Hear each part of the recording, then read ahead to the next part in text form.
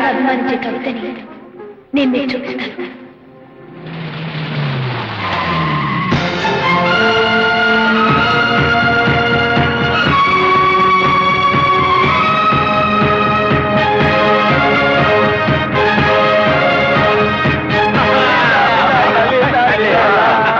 మమ్మల్ని క్షమించండి మేడం.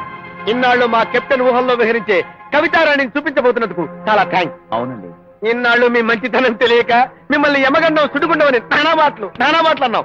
కానీ నిజం చెప్పాలంటే అన్ని గండాలకి మేని గండమైన జంబలకటి బొమ్మలం మేమే. మేడం నిజంగా మీరు చాలా గొప్పవారు, మంచివారు, మనసున్నవారు, గొప్ప మంచి మనసున్నవారు. నా కవితను నా దగ్గరకు చేరుస్తున్న దేవత మీరు. అదేమిటో అతను చూడకుండా ఒక్క క్షణం కూడా ఉండలేకపోతున్నాను. రాజా నన్ను కాదంటే నిజంగా నేను పిచ్చిదాన్ని అయిపోతాను. మా కెప్టెన్ కి ఆ కవితారాన్ని ఎప్పుడు పరిచయం చేస్తారు? సాయంకాలం గ్రీన్ పార్క్ రండి, అక్కడ చూపిస్తాను.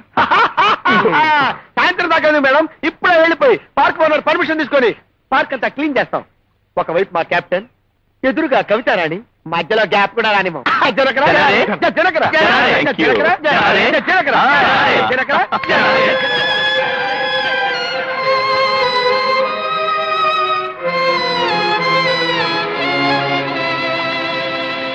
ఎంత ఆశ్చర్యము!